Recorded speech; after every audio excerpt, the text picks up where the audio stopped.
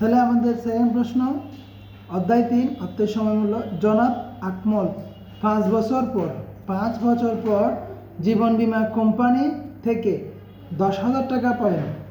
জীবন বীমা কোম্পানি থেকে 10,000 টাকা পাবেন। সুদের হার 12%।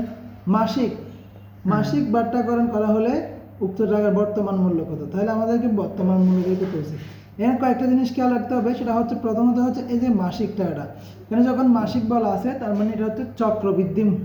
মাসিক, ত্রিমাসিক, দ্বিবার্ষিক, কেমন এই কথাটাগুলো থাকলে এগুলোকে বলা হয় চক্রবৃদ্ধি। এগুলোকে কি বলা হয়? চক্রবৃদ্ধি। তখন চক্রবৃদ্ধি হলে সূত্রটা একটু পাল্টে যাবে। সেটা হচ্ছে যে আমরা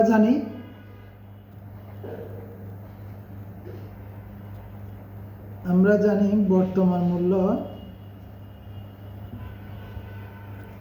বর্তমান মূল্য পিবি সমান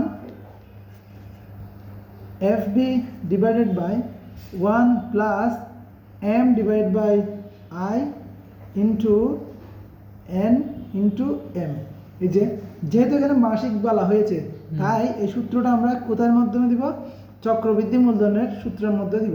এখন চক্রবৃদ্ধির সূত্র হবে FB is equal to 1 plus m divided by I power n into m divided by FB। তো এখানে FB সমান হচ্ছে 10,000 টাকা দেওয়া আছে। এখানে FB সমান 10,000 প্রশ্নে দেওয়া আছে।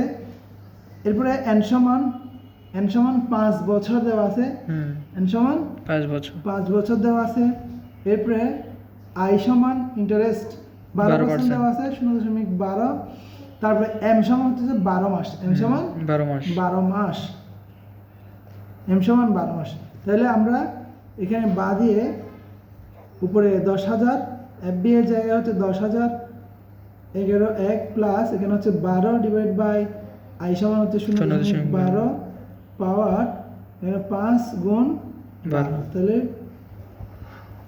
বা পিবি সমান 10,000 উপরে থাকবে 1 প্লাস এটা দিয়ে ভাগ করলে 12কে 12 দিয়ে ভাগ করলে হবে 0.01। এই যে 12 দিয়ে 0. ক্যালকুলেটর প্রথমে 0.12 তুলব, ভাগ দিব, 12 দিব, ঠিক আছে? তাহলে মান আসবে হচ্ছে কত? 0.01 পাওয়ার, এদিকে গুণ করলে 5 12 60।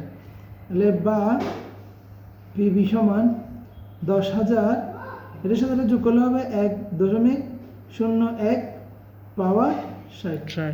তাহলে বা পিবি সমান, এটা পুরোটাকে ক্যালকুলেশন করলে আমাদের মান আসবে হচ্ছে যে 10,000 ইন্টু এদিকে আসবে কত? 1.8167। এবার 1.8167 দিয়ে 10,000কে ভাগ করলে সুতরাং পিবি সমান আসবে কত? 5,505 টাকা। 5,505 টাকা। তাহলে এই অঙ্কটা আমাদেরকে এভাবেই করতে হবে।